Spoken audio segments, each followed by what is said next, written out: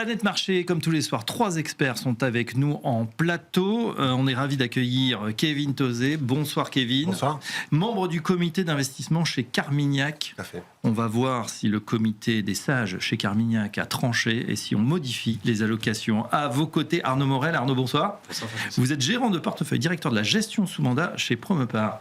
La même question, on va savoir si après cette semaine agitée, tout change ou est-ce que rien ne change? Qu'est-ce qu'on fait? Comment on ajuste? Enfin, Aymeric Blond. Bonsoir Aymeric.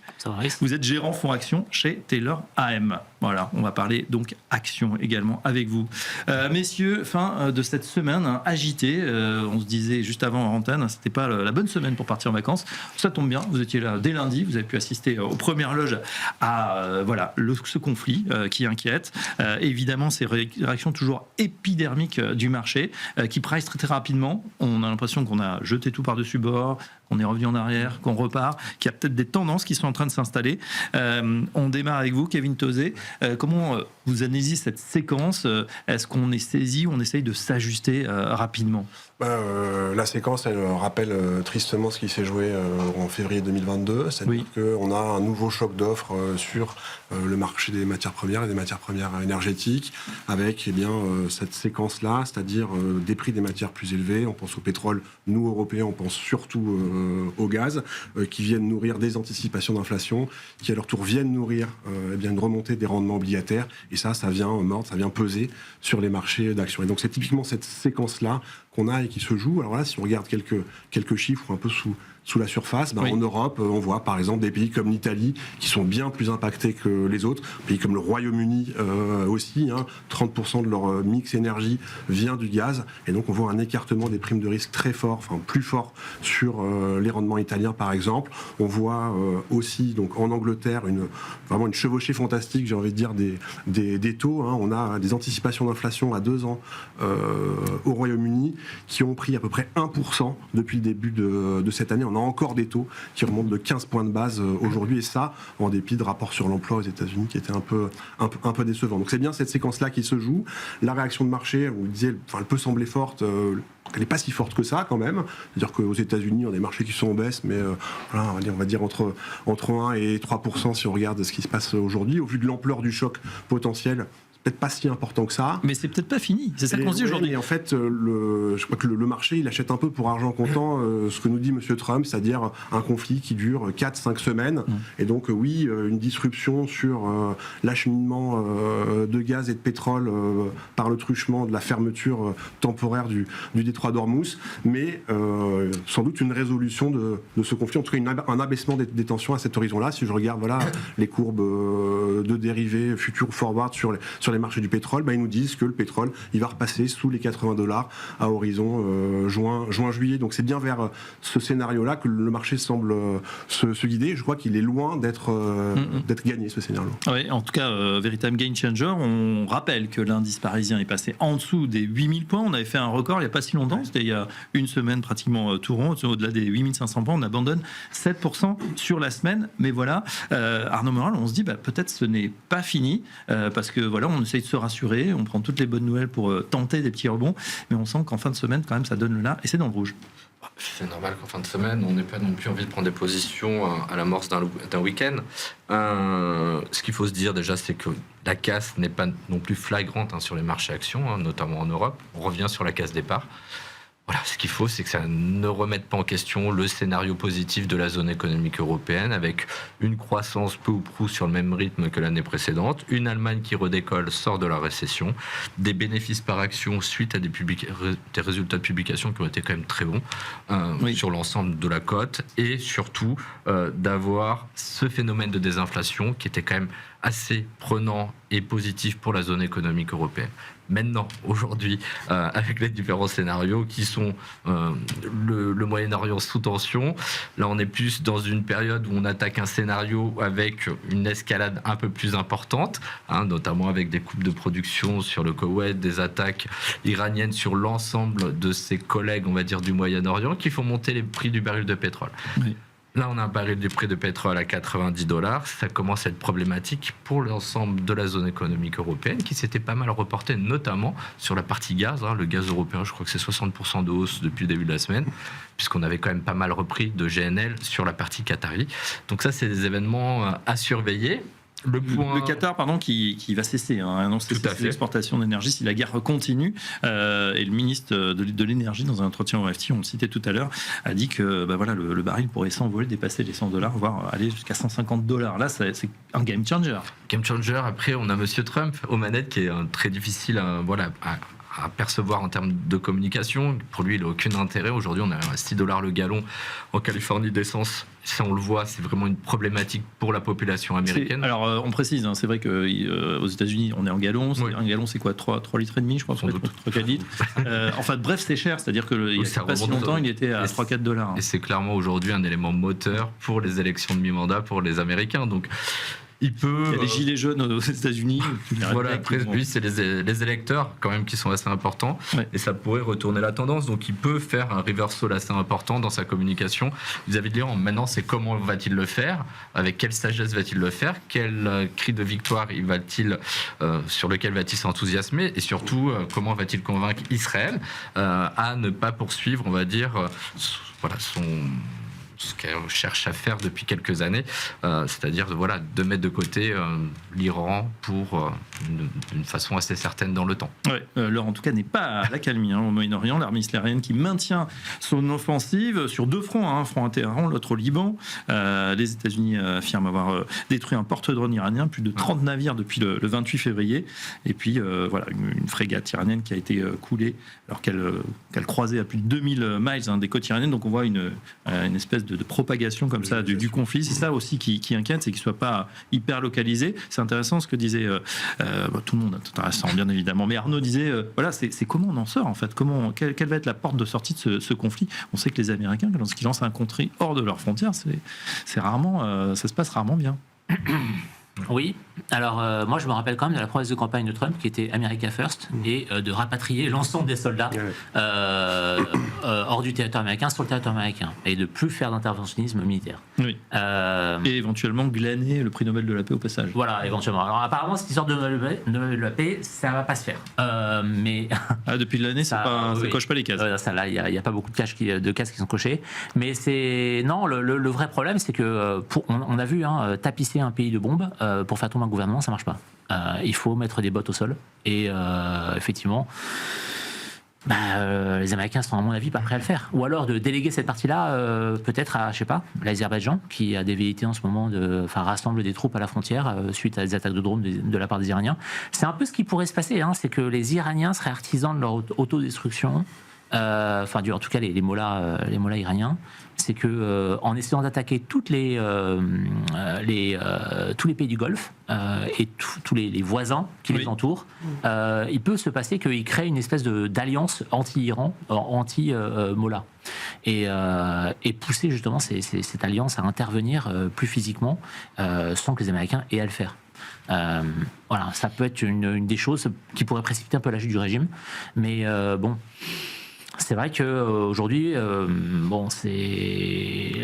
quelque part, le conflit, c'est pas vraiment un conflit extrêmement important dans la phase géopolitique. L'Iran, c'est pas connecté internationalement parlant, dans les échanges commerciaux, etc. C'était déjà assez isolé, finalement. Voilà, c'était très isolé. Le pétrole, il partait quasi à 100% en Chine. C'était à peu près tout. En fait, ce qui est gênant, c'est le pouvoir de nuisance sur ce détroit d'Ormuz, qui est effectivement très étroit et sur lesquels on peut effectivement pratiquer un espèce de goulot d'étranglement, voire un assèchement complet du passage des bateaux. Oui. C'est ça le vrai problème, en fait. On a évoqué... c'est 20% d'approvisionnement en énergie. Ouais. Est-ce que ça pourrait être sécurisé, ce détroit d'Ormuz? Ça a été évoqué, mais... C'est étroit, mais c'est quand même vaste. Et puis, mettre quelques mines, c'est plutôt facile. Je crois que les assureurs non plus n'ont pas tellement envie de continuer à jouer le jeu, parce que c'est désormais une zone de guerre. C'est le problème. Et effectivement, si on coule 2-3 tankers au milieu, c'est 50 km, je crois, la distance entre les deux rives. Si on coule 2-3 tankers ou méthaniers entre les deux rives, On peut bloquer. Hein. Juste la menace d'avoir un drone qui coûte quelques milliers d'euros, la menace que certains d'entre eux puissent aller heurter un tanker. C'est juste cette menace-là, je pense qu'elle suffit. Et complètement asymétrique. Oui, à geler une armada. Et les assureurs ont prévenu, ceux qui auraient la tentation de passer le détroit, effectivement, seraient pas assurés. D'accord. Donc non, mais ce qui pourrait se passer, c'est qu'il y ait une intervention un peu plus musclée sur maritime et aérienne pour effectivement sécuriser le détroit. Oui. On a tous révisé nos cours de géo cette semaine. Pour ceux qui ne savaient pas où placer le détroit d'Ormuz, je crois que c'est plutôt pas mal. Kevin Tauzet, justement, sur ce pétrole, là aussi, ce détroit qui est bloqué, est-ce qu'il peut y avoir des réactions en chaîne? Vous évoquiez justement la Chine. Est-ce qu'il peut y avoir un effet domino? Ouais, je crois que pour l'instant, le principal effet domino, il se fait par le truchement des marchés de taux. C'est-à-dire que là aussi... Donc, si on regarde, par exemple, en zone euro, les projections qui ont été faites par la Banque Centrale Européenne sur où serait l'inflation moyenne ou à la fin de 2026, elle la mettait, elle est entre 1,7 et 1,8%. Avec le choc qu'on a ponctuellement sur les marchés du pétrole, sur les marchés du gaz, là aussi, si je regarde ce qui est anticipé, si je regarde l'élasticité qu'utilise la Banque Centrale Européenne pour faire ses simulations de croissance et d'inflation, ça met l'inflation européenne en 2026 à peu près 0,65% au-dessus de ce qu'elle anticipait. Et donc ça veut dire quoi? Ça veut dire que les marchés obligataires, ils commencent à anticiper que la Banque Centrale Européenne, sa fonction de réaction, ce sera non plus de baisser ses taux d'intérêt, c'est pour ça que je faisais le parallèle avec 2022, mais que ce sera bien de les remonter. Et donc aujourd'hui, ce que nous disent les marchés obligataires, c'est que la Banque Centrale Européenne devrait remonter ses taux de 25 centimes cette année 2026, ce qui change quand même radicalement la donne. On était plutôt sur une stagnation avec un biais légèrement baissier. Là, c'est plutôt l'inverse qui se produit. Et pourquoi est-ce que j'insistais sur le fait que ce qui est anticipé, c'est que le conflit ne dure pas trop longtemps? C'est que si on était amené à avoir, on va dire, un pétrole ou un prix du gaz durablement plus élevé, ça ne sera doute pas 25 centimes qu'on aura comme aux autos, ce sera plutôt le double. Alors la réunion de la Banque Centrale du 19 mars, sans doute un petit peu tôt pour ça, parce que la Banque Centrale Européenne arrête ses simulations 3 semaines avant la réunion. Mais si ça devait continuer, en juin, on pourrait être, on va dire, live sur des hausses de taux d'intérêt. Néanmoins, cette Banque Centrale, pardonnez-moi, je vous interromps, elle est quand même assez confort. Elle avait quand même déjà baissé, il n'y avait pas eu grand-chose. On a cette marge de manœuvre. Oui, mais là aussi, je crois que 2022 est passé par là et la Banque Centrale Européenne est beaucoup plus, on va dire, sensible à ces dynamiques de choc d'offres et donc pas de choc de demande. Et dans quelle mesure est-ce que ça peut venir ancrer des anticipations d'inflation? Pour rappel, les anticipations d'inflation des ménages européens, des chefs d'entreprise européens, on est plutôt sur des niveaux de 2,5%. Donc c'est un vrai risque pour la Banque Centrale Européenne et je crois que son biais a clairement changé. Elle avait plutôt tendance à avoir un biais plutôt baissier sur les taux d'intérêt. Je pense que ça a changé de camp. Mais on est d'accord que le sous-jacent, ça sera quand même l'énergie, parce qu'il n'y a pas surchauffe de l'économie quand même. Oui, mais bon, c'est bien le problème. C'est une composante importante de l'inflation, l'énergie. C'est toute la difficulté. Mais je pense que ce qui nous sauve aujourd'hui, parce qu'on pourrait avoir un scénario désastre total, ce serait que ce conflit ait explosé en octobre. Là, effectivement, on a la chance que ça explose au printemps. On commence déjà à avoir des redoux, il fait 20 degrés dehors. Voilà, ça peut nous sauver parce qu'effectivement, on va atteindre des points bas en termes de consommation. Les stocks sont pas très bas non plus, ils sont assez hauts. Ça dépend où, mais ouais. Ouais, ça dépend où, mais effectivement. Donc, pour répondre à la question sur la Chine, sans doute que Monsieur Trump, on en a parlé, c'est-à-dire qu'il a assez peu intérêt de voir le prix à la pompe monter de 25 centimes, 50 centimes, voire $1, a fortiori une année électorale. Les différents pays de la région comprennent bien leur intérêt à ce que le conflit ne dure pas trop longtemps, et sans doute qu'en Chine, c'est également le cas, parce que le consommateur chinois, il n'est pas non plus en grande forme, et pour rappel, l'Iran, une grosse partie de ses exportations vont vers la Chine. L'Iran, c'est aussi une des plaques centrales de cette fameuse route de la soie voulue et investie par Pékin depuis presque 10 ans maintenant. D'autant que la manne pétrolière, l'Iran en a besoin. Arnaud Morel, ils vont pas pouvoir faire sans très très longtemps. Tous les pays du Golfe, l'Iran, les États-Unis et la Chine ont besoin des flux pétroliers, clairement. C'est 20% qui seraient bloqués dans le détroit, 20 millions de barils par jour. Pour revenir sur l'inflation, que je trouve un point intéressant, on voit que les break-even d'inflation à 5 ans bougent en Europe. Ils sont quand même pas mal repartis à la hausse. Il y a quand même une corrélation assez importante sur le phénomène de désinflation depuis le début de l'année que vous disiez, qui ont mené les marchés européens à la hausse. Là, on a eu quand même une pente ascendante, tandis qu'aux États-Unis, on n'a pas beaucoup bougé. On a 2,55 contre 2,45 il y a encore une semaine. Donc c'est vraiment le jeu pour la zone euro, et ce que je vous disais, de bouger ce narratif qui était Goldilocks pour la zone euro. Boucle d'or, le boucle d'or, clairement. Et on a eu un chiffre d'une inflation embarquée aussi, qui nous a quand même surpris à la hausse cette semaine en Italie. On a eu un 9 sur le CPI pour un 6 attendu. Attention aux États-Unis avec les prix à la production aussi qui ont surpris à la hausse 2,9 contre 2,6, ce qui est quand même tout de même et pas neutre. Et dans l'ISM manufacturier, la composante inflation, prix payé, excusez-moi, et il est repassé au-dessus des 70. On a quand même un sous-jacent qui est en train de repartir à la hausse, que ce soit de façon plus importante aux États-Unis, mais aussi en Europe. Et si en plus vous avez cette crise au Moyen-Orient avec les prix de l'essence et du gaz qui sont repartis à la hausse, ça nous casse ce scénario. On arrive sur quelque chose de on arrive sur un scénario de stagflation, ce qui est carrément pas possible à entendre aujourd'hui sur les marchés financiers, car c'est pas le scénario central. Non, c'est pas porteur pour les actifs.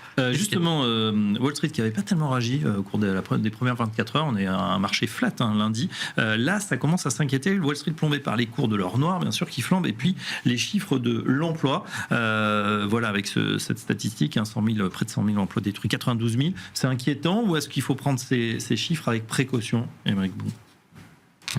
Je dirais précaution. Précaution, pourquoi? Parce que ça fait quand même un moment qu'on discute de destruction d'emplois liée à l'IA. Et donc c'est quelque chose qui était attendu au final. On s'attendait à ce qu'il y ait des choses qui se passent. Peut-être qu'on ne s'attendait pas à ce que ça se passe aussi vite, mais ça faisait un moment qu'on guettait les indices effectivement de création d'emplois, destruction d'emplois, chômage, en se disant ça y est, la prochaine vague effectivement de destruction d'emplois, ce sera au niveau des cols blancs, les ingénieurs, techniciens, Silicon Valley, etc. Et voilà, on s'attendait à ce qu'il se passe quelque chose. Est-ce que c'est la matérialisation de ça, de ces craintes-là? Je ne sais pas trop. J'avoue, je ne sais pas encore. En tout cas, les analystes tablaient sur près de 60 000 créations, on détruit 92 000 emplois, et le chômage remonte aux alentours de 4,4%. On avait eu un chiffre de janvier qui avait quand même été particulièrement fort, donc qui avait surpris dans l'autre sens. On a là aussi quelques indicateurs un peu, on va dire, contradictoires, c'est-à-dire que usuellement, c'est vrai que ces derniers mois, voire derniers trimestres, on a eu beaucoup de créations d'emplois dans des secteurs très peu cycliques, par exemple dans celui de la santé, vous parliez des Islandes tout à l'heure. Là, on a une destruction d'emplois dans le secteur de la santé, donc ce qui se retourne radicalement. On a des mouvements de grève aussi importants. On a à peu près 30 000 infirmières et infirmiers qui font grève aux États-Unis, donc ça peut avoir un impact. La météo aussi. C'est pas forcément évident de lire ces chiffres-là ou d'interpréter ces chiffres-là, a fortiori quand on a une inflation salariale qui, là aussi, Pauline le soulignait tout à l'heure, repart plutôt à la hausse. Par contre, ce que ça dit, je crois, c'est que ce scénario central auquel on faisait allusion tout à l'heure, peut-être qu'il faut faire un petit peu attention au consensus quand il semble un peu trop évident. Quand c'est compliqué sur le plan intérieur, on peut lancer des opérations, on reprend un peu de lustre à l'extérieur, notamment dans ce conflit où normalement on se soude derrière son président. Or, les Américains, ils sont pas très enthousiastes sur cette croisade au Moyen-Orient. Si on ajoute effectivement des destructions d'emplois, un chômage qui remonte, de l'essence qui flambe, ça va devenir compliqué l'équation pour Donald Trump. C'est tout ce que M. Trump avait promis qui se passe à l'inverse, c'est-à-dire avec un dollar qui remonte, des taux longs qui repartent et potentiellement les 30 ans qui vont repartir, les taux hypothécaires qui vont repartir à la hausse, et un prix du pétrole qui augmente. Pour revenir sur c'est pas ce qu'il a dit dans le discours de l'Union pourtant. Non, bien sûr. Après, M. Trump, on l'écoute. Il sera pas le premier politique à pas tenir. Exactement. Sur les chiffres d'emploi, j'en reviens juste. En glissement annuel sur un an, février 25, février 26, on crée 0,1% d'emplois dans le secteur privé aux États-Unis. C'est des choses qu'on n'avait pas vues quand même depuis 2020, 2008, 2001, 91. Donc là, un point important. Donc cette composante, on le sait, la Banque centrale américaine le notifie sur l'ensemble de ses rapports, sur ses comptes rendus, qu'il faut bien surveiller ce marché de l'emploi. Et là, je crois qu'on est en plein dedans et qu'il faut faire très attention aujourd'hui, notamment sur l'évolution du dollar dans les prochains mois.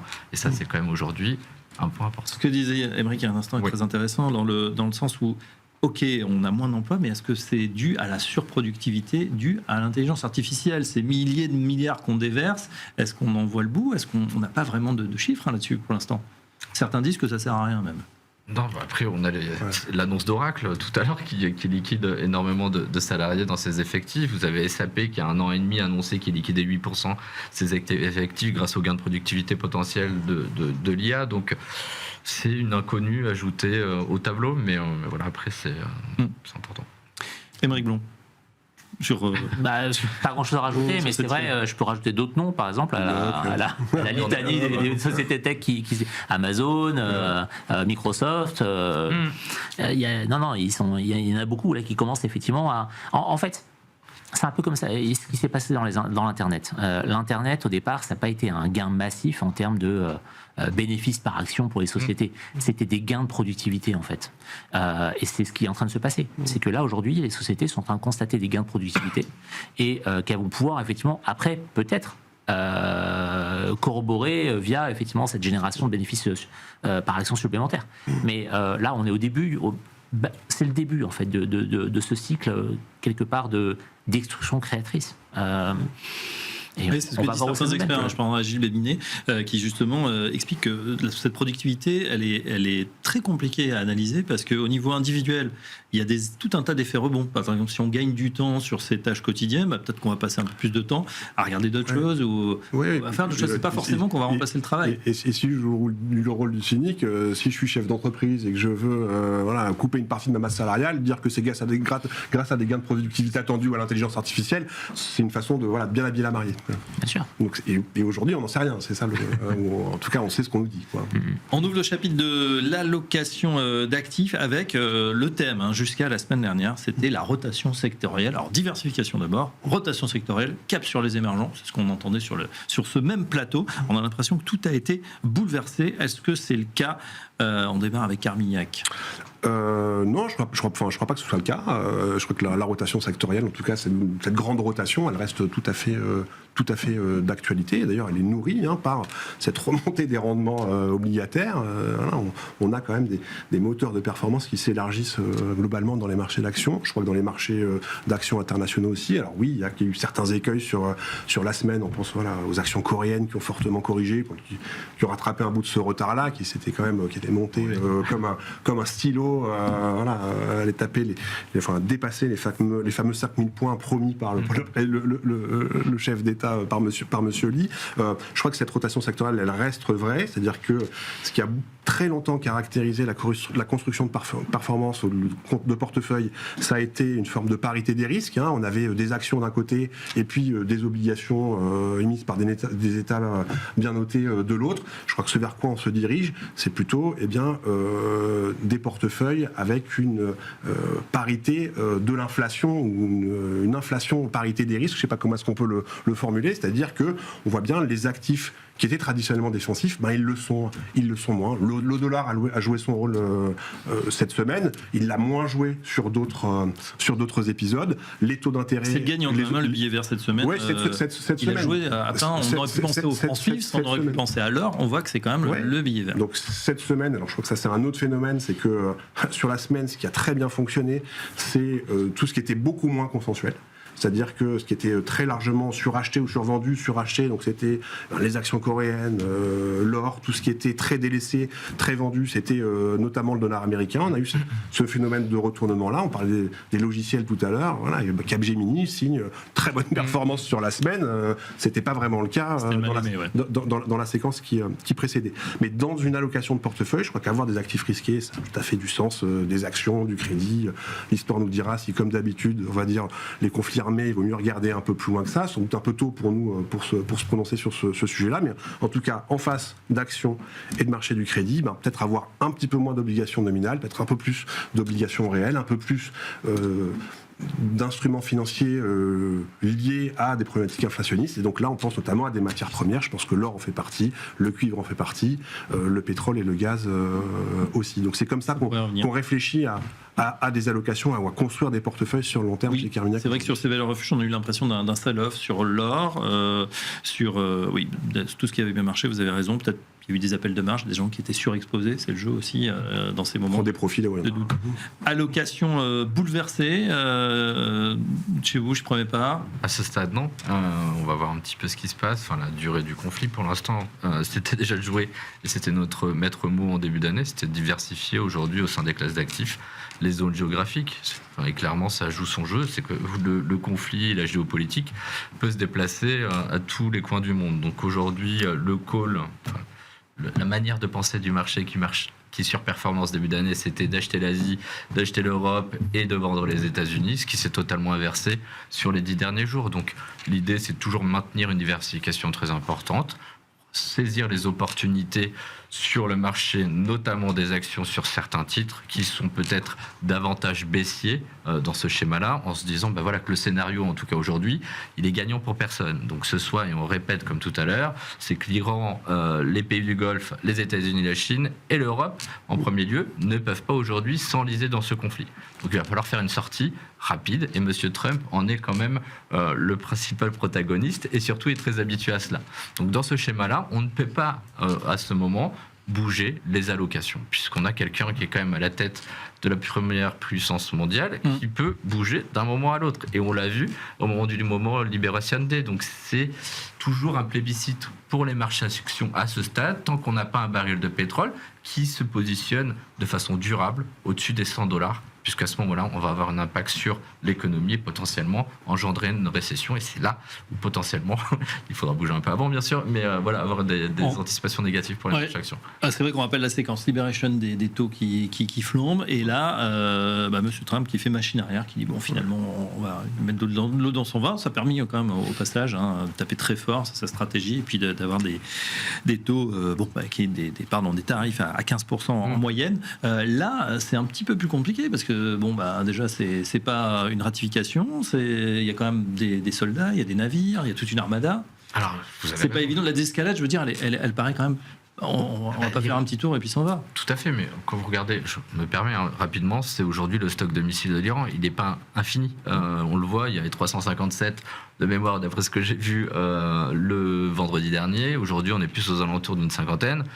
On voit quand même qu'il y en a beaucoup qui sont détruits, beaucoup qui sont utilisés. Donc l'Iran négocie, on va dire, très bien dans l'état où elle est et de la façon dont elle est attaquée par les États-Unis et Israël. Mais voilà, ils vont arriver sur la table de négociation. En tout cas, on l'espère, on le pense, que c'est un moment et un enjeu fort. Ils détiennent, ou en tout cas, ils disent qu'ils ne ferment pas le détroit d'Ormuz. Ils le contrôlent de façon assez importante. Et ils savent qu'aujourd'hui, les primes d'assurance ne permettent pas aujourd'hui qu'il y ait des transferts aujourd'hui de méthaniers ou de bateaux qui transportent du pétrole. Excusez-moi, je ne retrouve pas mes termes, mais voilà. Merci. Les fameux tankers dont on parlait tout à l'heure. Aymeric Blonde, sur l'allocation, la rotation, y avez-vous participé depuis le début de l'année? Est-elle remise en question? Alors, il y a début d'année, et puis il y a fin de semaine dernière. En gros, la semaine dernière, tout le monde est parti en week-end en se disant ISO situation, la géopolitique est stable, d'accord, quelques mouvements de flotte des Américains autour de l'Iran pour mettre la pression sur le. Un peu comme quand on avait vu les troupes russes se masser à la frontière, on dit voilà, c'est sûr, ça bouge, mais. Voilà, mais on ne s'attendait pas. Clairement, je pense qu'il n'y a personne qui s'attendait, à part peut-être Trump, et encore, je ne suis pas sûr, mais qui s'attendait à ce qu'on appuie sur le bouton rouge ce week-end. Samedi matin. Donc, effectivement. Difficile de construire des allocations dans ce genre de situation. Puis c'est que l'arbre des possibles, il est grand, il est large, et puis il continue de pousser quand même. C'est-à-dire que, on parlait de ces 4-5 semaines, je partage l'avis, c'est-à-dire que le scénario central et optimiste, c'est qu'on arrive bien à une résolution de ce conflit, il ne va pas durer éternellement, en tout cas on le souhaite tous. Je veux dire, sur cette période, sur ce laps de temps-là, on ne peut pas exclure que tant qu'il y a des missiles qui volent au-dessus de la région, il n'y en ait pas un qui tombe sur une ville, sur des installations gazières, pétrolières, que ce soit voulu ou non voulu. Ça fait partie du champ des possibles. Donc c'est vrai que revoir radicalement une allocation dans ce contexte-là, c'est quand même aussi le risque de faire des bêtises. Et pour l'instant, le scénario qu'on écrivait, il n'est pas remis en cause de façon pérenne et durable. Non, c'est un blip sur l'écran, mais la vérité, c'est que construire des positionnements à l'aune des décisions de Trump, c'est impossible. Mais donc, ce qui se passe aujourd'hui, c'est effectivement, on prend des décisions, on essaie de se projeter un petit peu à moyen terme, peut-être éventuellement un peu plus long terme si on a envie de faire ça, mais plutôt à moyen terme, et on essaie effectivement de tenir un petit peu la barre, et tant que le scénario central n'est pas remis en question complètement, on reste investi, et après ce genre de séquence, on l'a vu pendant Liberation Day, ce genre de séquence est souvent l'occasion pour les gérants de pouvoir effectivement, pas revoir l'allocation, mais peut-être se renforcer à la baisse sur des sociétés sur lesquelles ils étaient déjà, avoir des meilleurs prix de revient. C'est l'occasion effectivement de peut-être optimiser un peu plus encore l'espérance de gain futur futur du portefeuille et travailler sur un rebond encore plus fort. On a l'impression aussi que c'était les marchés étaient hauts. On parlait de records, en tout cas sur le CAC 40, un peu partout en Europe. On a le sentiment aussi que c'est pas que ça tombe à pic, mais cette respiration elle était attendue et c'est un peu l'étincelle qui provoque tout ça également. Oui, on est dans une phase où il commence à avoir un peu de fragilité, on peut dire ça comme ça, sur ces marchés d'actifs. On partait d'où les dégagements, c'est quand même moins 20% en 2 jours sur Séoul, même si on avait grimpé, ça se voit rarement. La bourse de Séoul est quand même en hausse de chiffres cette année. Hein. Ouais, alors quant à nous, on a effacé tous les gains depuis le début de l'année, donc il va falloir évidemment repartir. Certains, c'était intéressant, disaient aussi sur les États-Unis, finalement, cette tech US qu'on a laissée de côté depuis une dizaine de mois maintenant, elle pourrait aussi jouer paradoxalement le rôle de valeur refuge. Parce que les GAFAM, finalement, il y a de la visibilité, il y a pour l'instant de la génération de cash, même si elle est investie ou surinvestie, selon certains, dans l'intelligence artificielle. Qu'est-ce que vous en pensez ? Pendant les 4-6 dernières semaines, même un peu plus, les 7 magnifiques, j'ai incorporé Nvidia, ont eu des parcours de sous-performance, ont des niveaux de valorisation suite à des publications magnifiques. Nvidia, aujourd'hui, ça se paye à 21 fois. C'est 6 fois l'EV-Sales. Microsoft, on est à 23-24. Donc c'est moins cher que le marché Nasdaq. Je reviens un petit peu à ce qui avait été dit précédemment. Mais aujourd'hui, vous avez des boîtes qui sont remplies de cash, des flux de trésorerie, la visibilité, des marchés diversifiants. On rappelle quand même, c'est pas qu'Office sur Microsoft, on parle pas de n'importe quoi. Donc il y a quand même l'activité cloud, mais il y a quand même une base qui génère des flux de trésorerie assez importants. Donc oui, on comprend. Et qu'on continue à utiliser tous les jours malgré les événements géopolitiques. Et qui a fait de 200 points haut il y a 3 jours, a fait moins 35%. Donc elle était en bear market. On dit qu'un bear market, c'est moins 40, moins 45. Elle fait moins 38 quand elle revient à se poser à 290. Je ne dis pas que c'est l'occasion de l'année, mais on comprend aujourd'hui qu'il y a ce flight to quality sur des titres comme Microsoft, des titres comme Apple. Mais voilà, sur les 7 magnifiques, boîte remplie de cash, c'est vraiment aujourd'hui le mouvement qui est fait à ce marché, qui est compréhensif, qui se fait en 2023 au moment où on a la crise des banques régionales, qui se fait en 2022 au moment de la crise en Ukraine, qui se fait également l'an dernier. C'est logique et ça semble sain aujourd'hui parce que vous avez en plus des valorisations qui semblent abordables, en tout cas en relatif, et suite au mouvement un peu de sous-performance des dernières semaines. Alors bien sûr, sur ta table, on est professionnel, on a l'habitude de ces mouvements de marché. Pour les autres, c'est compliqué de se dire, est-ce qu'on achète au son du canon, Aymeric Blond? Dans un conflit où l'on pense qu'il y a des enjeux très forts et où on pense que le conflit va durer, comme pour le conflit ukrainien, oui, acheter au son du canon, ça a vraiment du sens. Mais effectivement, pour des conflits aussi possiblement court terme que ce qui se passe en Iran, acheter au son du canon, notamment des valeurs de la défense, alors que si on n'est pas investi dans la défense, à mon avis, c'est une grave erreur. Ça peut être les portes de Saloon. Ah ben clairement, et on l'a vu là, il y a eu un entrefilet d'actualité disant possible arriver à la négociation des Iraniens ce matin, moins 10 sur tout le secteur de la défense. Donc non, pour moi c'est très risqué. Je pense qu'aujourd'hui, si on voulait par exemple peut-être que dit ce conflit iranien, il dit la même chose que pendant le conflit ukrainien, c'est dépendance de plein de zones géographiques à de l'énergie, à un moment donné où elles vont avoir besoin de beaucoup d'énergie à cause des data centers, à cause de l'électrification à outrance de toutes les économies et toutes les zones géographiques, l'arrivée des véhicules électriques. Voilà, on a ces énormes problématiques actuelles sur la consommation énergétique, sur la production d'énergie. Et peut-être qu'on peut se projeter là-dessus et se dire voilà, on a peut-être plein d'acteurs sur lesquels on peut investir parce que là, conflit ou pas conflit, on en aura conflit besoin. ou pas conflit, à court moyen terme. Les pelles et pêches de l'électrification et du numérique. Voilà, exactement. Ces conflits-là mettent en exergue des besoins absolument phénoménaux que l'on peut avoir et des phases d'investissement qu'on va devoir mettre en application. Et tout ça, c'est des phases de soutien très importants pour des grands thèmes comme l'électrification, les réseaux électriques, la génération d'énergie, plein de choses comme ça. On parlait de marchés émergents. Voilà, là aussi, quand la tension sera sans doute retombée, certaines zones émergentes qui devraient en bénéficier. On pense notamment à l'Amérique latine, qui est très grande productrice de matières premières, qu'elles soient liées à de l'énergie, à de l'électrification, à de l'alimentation aussi. Oui. Voilà, cette remontée, en tout cas, je ne sais pas s'il y a des enseignements à tirer, mais la séquence qu'on voit quand même depuis 3 mois maintenant, c'est que cette remontée du risque géopolitique qui peut être parfois un peu tarte à la crème, je crois que le grand actif gagnant, ce sont les matières premières, que ce soit des matières premières précieuses comme l'or, d'autres comme le cuivre, comme le pétrole et le gaz. Et ça, je pense que c'est quelque chose qui est là pour durer. Et de même, ce qu'on appelle ces fameuses primes de terme, donc les rendements obligataires, ils sont sans doute amenés à monter aussi, parce que c'est vrai qu'on faisait ce comparatif avec l'Ukraine. On va dire la crise ukrainienne, il y a eu un grand soutien des pays européens et aussi aux États-Unis, un soutien budgétaire. Et je ne suis pas sûr que la place pour davantage de soutien budgétaire soit aussi présente aujourd'hui qu'elle ne l'était en 2022 dans le sillage des largesses budgétaires post-Covid ou ces tampons sur le prix de l'énergie. Les moyens, déjà que la souveraineté c'est compliqué à financer. Une question néanmoins, on voit que on le disait tout à l'heure, le billet vert qui a grimpé, alors c'est pas non plus c'est pas des 10-15%, néanmoins est-ce que ça pourrait pas gripper justement cette embellie des émergents? On sait que entre des anticipations d'inflation, un billet vert qui remonte, les capitaux pourraient se dire c'est peut-être plus la zone idéale.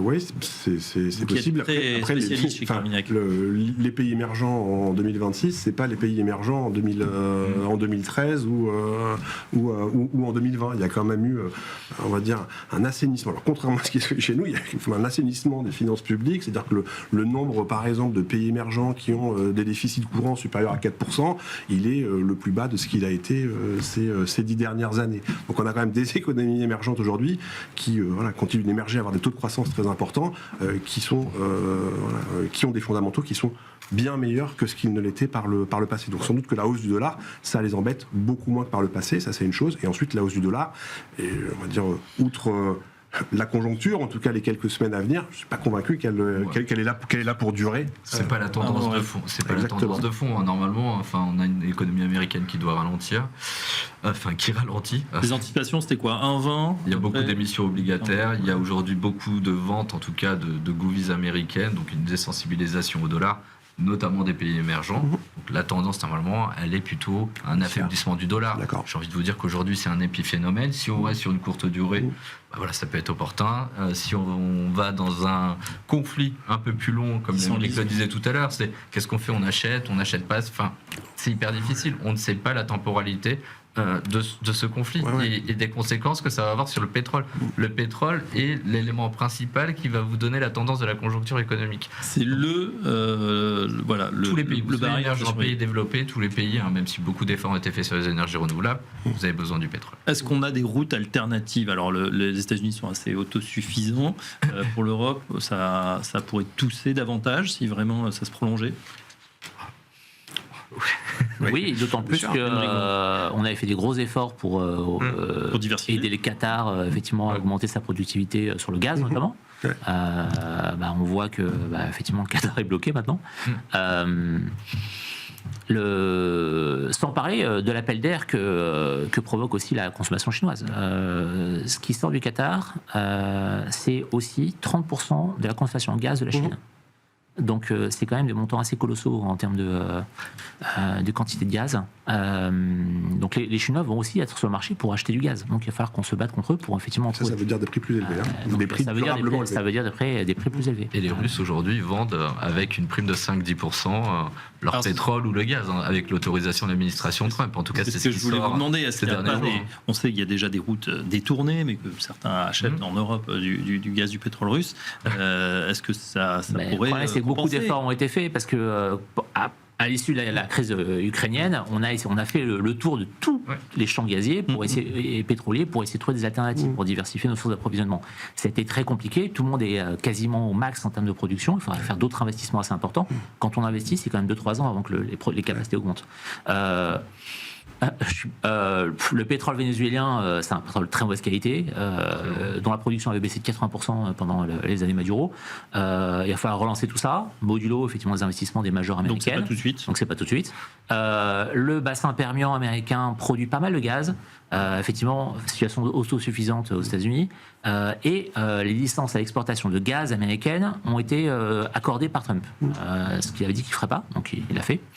Avec un accord de livraison entre l'Europe et et voilà. Donc voilà. Mais je sais pas quelle est la quantité disponible en fait. C'est toute l'idée, c'est quand même de se diversifier, c'est-à-dire que ces fameux accords pour aider le Qatar à accroître sa production. C'est bien l'idée, c'est d'une part, dans un premier temps, de se désensibiliser du gaz russe, et dans un deuxième temps, se désensibiliser du gaz américain. Mais je partage l'analyse qui vient d'être faite, c'est-à-dire que aujourd'hui ou demain, on va tous être en concurrence, qu'on soit européen ou asiatique, pour reconstituer des stocks de LNG. Et donc ça veut dire des prix durablement, en tout cas durablement élevés. Je ne sais pas plus élevé par rapport à aujourd'hui, mais en tout cas durablement élevé. Est-ce qu'on aura de nouveau des subventions pour notre gasoil, notre super? Et je pense que ça va être de plus en plus compliqué. Ça avait coûté 11 milliards la dernière fois. Je ne pense pas qu'on puisse se permettre ça aujourd'hui.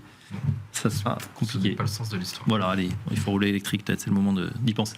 Merci en tout cas, messieurs, pour nous avoir accompagnés ce vendredi. Voilà, toujours compliqué en tout cas, on l'a compris, le pétrole, les prix de l'énergie, ce qui vont donner le là sur les marchés dans les prochains jours et les prochaines semaines. Merci à Kevin Tauzet de Carmignac. Merci Kevin, merci Arnaud Morel, Promépar, et merci Aymeric Blond.